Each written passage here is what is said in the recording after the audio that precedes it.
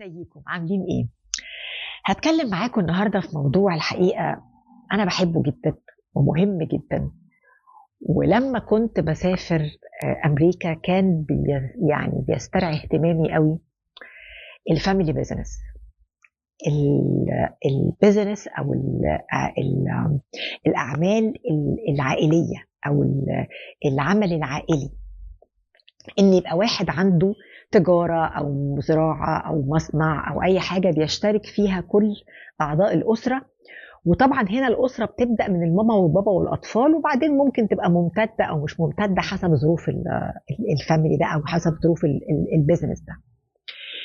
طيب إيه اللي خلاني أكلمكم في الموضوع ده؟ جملة سمعتها يعني حديثا من بنوتة يعني في آخر العشرينات، جاية تقول لي يا دكتورة أنا سبت البيزنس بتاع اهلي واشتغلت لوحدي ونجحت جدا، وانا مش عارفه بقى يعني انا كده صح انا غلط، الموضوع تايه بالنسبه لي. سالتها عن اسم الشركه بتاعت اهلها، انصدمت طبعا ان الشركه ليها اسم كبير جدا وبراند محترم قوي قوي قوي في مصر وفي الدول العربيه كلها، حاجه تشرف يعني اي حد يشتغل فيها. طيب سبتيها ليه؟ علشان اتيتيود بابا في الاداره. بابا بهدلني ومرمطني قوي في الشركة، فقلت لها ده سليم، لأنه في الفاميلي بيزنس أنا لازم أشتغل من أول يعني ليفل اللي هو بينظف الحمامات، لأنه علشان أنا أملك البيزنس ده وأورثه من شخص لشخص عبر أجيال لازم المعلومة تبقى واصلة، ولازم اللي بيشتغل في المجال ده معايا تحتي يعني يبقى مطمئن ومدرك ان انا جبتها من تحت قوي، فيبقى ليا كلمه، مع ان انا في فرق سن. يعني ممكن قوي البنوته دي تبقى في اخر العشرينات، الشركه دي مثلا من 30 سنه، ففي محاسب مثلا 3 اضعاف عمرها، علشان يعمل لها حساب لازم يكون شافها بعينيه وهي متمرمطه وطالعه من تحت، فيبقى عارف انها فاهمه، مش جايه تتنطط عليه عشان هي بنت صاحب الشركه. طيب سكتت، قالت لي طيب بصي بقى، انا لما كنت بقول رايي كان بيتقال لي شت، اعملي اللي بيتقالك، اعملي اللي انا بقول عليه. انا دلوقتي رحت شركه تانية تعتبر برضو فيها فاميلي بيزنس، بشوف العكس، بشوف انه الشخصيه دي او المالك يعني بيقول للولاد قولوا رايكم، بيخليهم ياخدوا قرارات، مع ان احنا ساعات بنبقى عارفين ان القرار ده هيبقى ليه دروباكس او ليه مشاكل، ولكن بيخليهم يجربوا بنفسهم ويفهموا غلطهم لوحدهم. وده انا شايفاه انه بابا ما عملوش. قلت لها صح عندك حق في دي، بابا غلطان. طيب ليه بقول لكم ان انا كنت بشوف الكلام ده في امريكا، وكانت مصر لغايه الاربعينات للاسف يعني كانت تقوم على الفاميلي بيزنس، ولكن يعني للاسف هدينا كل ده.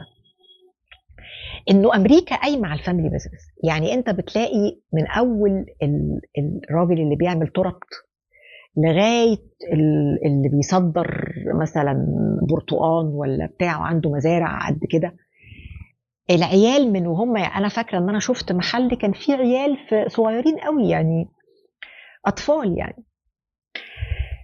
ولما سالت واحده في المحل طب افرض الطفل ده عايز يطلع دكتور، انا كنت عارفه الاجابه وهي اكدت لي الاجابه، لانه يعني الاجابه اللي قالتها هي اللي كانت في دماغي، اللي هو ببساطه قالت لي يعالجنا، يعمل مستشفى، احنا عندنا تقريبا 1300 عامل، يعمل التامين بتاعنا، يعالجنا. فيبقى انا هنا ما حرمتش حد ان هو يبقى التخصص اللي هو عايزه، ولكن التخصص اللي هو عايزه في اطار اللي احنا بنعمله. ممكن يبقى عنده مستشفى واتنين بس منهم الشركه. طيب انا هنا بقى عايزه اتكلم في ايه؟ عايزه اتكلم ان احنا نفسي نحترم ونرجع الفاميلي بيزنس، وده ليه شروط وكرايتيريا. اولا انك انت تعمل انتماء للولاد من وهم صغيرين للمكان، فيبقى بيروحوا في الدراسه وفي الصيف ويبقوا ليهم دور وبيجربوا حاجات تساوي سنهم ويمشوا فيها. تاني حاجة ان انا ابقى بسمع رأيهم مع انهم صغيرين، لان رأيهم على فكرة هيبقى اضافة، لانه فرق جيل وفرق نيدز. يعني احتياجات الولد ده او البنت دي وهي عندها 13 14 سنة في حاجة انت بتشتغلها، اكيد هتضيف لك بعد. ما هو ده الكونسيومر اللي انت بتدور عليه، ما هو ده دماغ اللي بيشتري منك او اللي انت بتاكله او بتشربه. فده بالنسبه وهم صغيرين اسمع قرارهم واحطهم في شغلانات حسب سنهم والافشنسي بتاعهم او الكفاءه بتاعتهم تنقلهم من وقت لوقت ومن حركه لحركه. طبعا ده يبقى مدفوع الاجر حسب الحاجه اللي بيعملوها. يعني مثلا لو هو عنده 7 سنين خلاص، فهيعمل مثلا هيمسح حاجه ويحطها مكانها. طب اللي واقف يمسح ده بياخد كام؟ بياخد 10 جنيه في اليوم، يبقى هو ياخد 10 جنيه في اليوم. طب بيقبض كل اسبوع، يبقى هو هيقبض كل اسبوع. طب هيتنقل يبقى عنده 14 سنه واشتغل حاجه، الراجل ده بياخد 1000 جنيه في الاسبوع، هياخد 1000 جنيه في الاسبوع، وهكذا. اول بقى ما يكبروا هاجي اقول لهم ايه؟ تخصص التخصص اللي انت عايزه. عايزه تبقى بتاع ازياء هتلبس العمال، عايز تبقى دكتور هتعالجهم، عايز تبقى مهندس هتبني لهم كومباوند، عايز اي حاجه، اي حاجه، عايز تبقى محامي هتعمل لهم هتدافع عنهم وهتعمل لهم مش عارفه قانون العمل والقصص دي.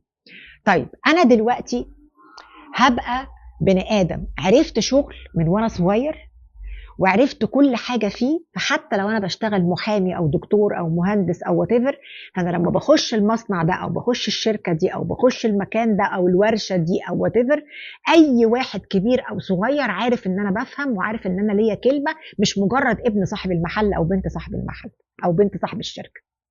طيب جينا بقى تخصصنا واشتغلنا، هنا بقى لازم يحصل في تسليم الموضوع على حياة عينك كده أيها الصاحب الكبير اللي هو البابا، يعني إنك أنت تبدأ تشوف تعمل لهم الأطفال أو الأولاد، يعني تعمل لهم زي ميتنج كده، تبدأ تقول لهم المكان ده كان بتاعي لوحدي، دلوقتي هيبقى بتاعكم، فلازم ما يبقاش فيه كونفليكت.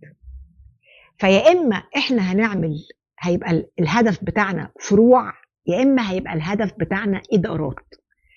فلازم كل واحد فيكم يجرب كل حاجة لغاية ما يختار حاجة. فأنا ماسك تسويق، أنا ماسك إنتاج، أنا ماسك مش عارفة تصدير، أنا ماسك مثلا HR، أنا ماسك أنا ماسك أنا ماسك. وإنتوا هيحصل ده وأنا عايش، والكلام بتاعكم أنا هاخده مصدق. يعني أنت ماسكة الماركتينج، أنت ماسكة HR، أنت ماسك الإنتاج، أنت ماسكة الإنتاج، واتيفر مين اللي بيعمل إيه، أنا هشوف اللي انتوا بتقولوه والسيناريو اللي عايزينه والبروجكت اللي عايزينه، وبنبدأ أقول أنا لو مكانكم هفكر بالطريقة الفلانية وهبدأ أعرض وجهة نظري من خبرتي، ولكن هديكوا الإيه؟ هديكوا الأسد. لأنه أنا لو ما عملتش كده على حياة عيني وشفت المشاكل اللي ممكن تحصل أو شفت الخبرات اللي ممكن أقالها لكم أو شفت الأخطاء اللي ممكن نلمها، يبقى أنا كده بضيع كل اللي عملته. والآخر بنعمل إيه؟ كل واحد في العيلة بيبدأ من الأول.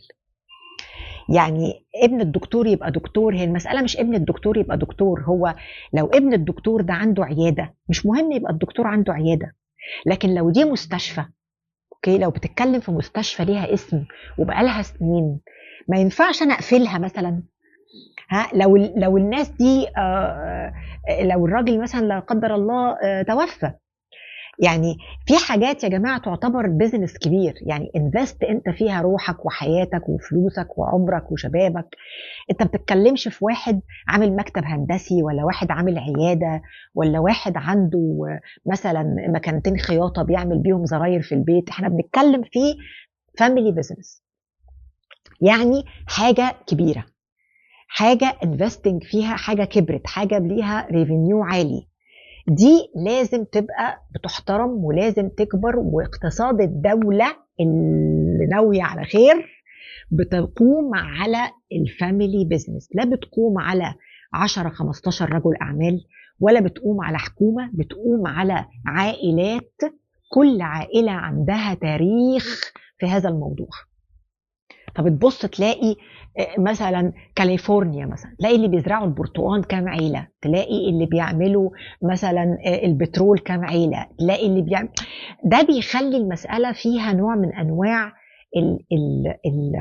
السهوله كمان. يعني انت لما بتيجي تدير البلد بتبقى بالنسبه لك الحكايه سهله، لانك بتعرف تتكلم مع مين فين.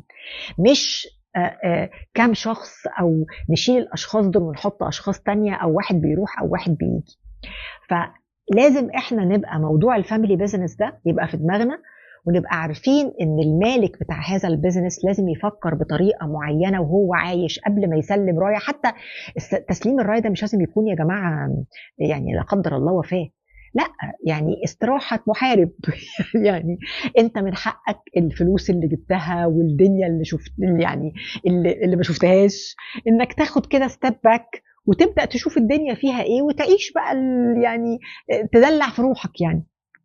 وانت بتستخدم كميت ذا اكسبرت، يعني مش انك انت الفاعل في الموضوع. لا، انت ممكن يبقى ليك يوم في الاسبوع او يومين بتروح بتتكلم معاهم، بتتناقش معاهم، بيعملوا لك برزنتيشن، بتقول لهم رايك ايه في الموضوع، بتسيب وبتنصح يعني. فانت هتشتغل وكل حاجه هتشتغل شغله خبير، وليس شغله فعيل او شغيل لغايه اخر يوم في عمرك. وكمان تبقى قلقان وتبقى خايف ان الصرح اللي انت عملته ده من بعدك هيبقى يعني حاله ايه، او هيوديهم فين، وهم زي ما بيقولوا كده لحم كتافهم من خيره. فهل بعد شويه بقى الخير ده هيبقى موجود فين، والاكتاف دي هتروح فين وتستند على ايه؟ فلازم نبقى يعني مدركين القصه دي، وتبقى في دماغنا. يعني احنا اتحولت دماغنا شويه شهادات والواد ياخد مش عارفه شهاده ايه لا، يعني الفاميلي بيزنس ده من ضمن الحاجات اللي كانت مخليه البلد يعني آه يعني ايه، الاربعينات وما ادراك ما الاربعينات. يا رب نكون استفدنا، ويومكم حلو.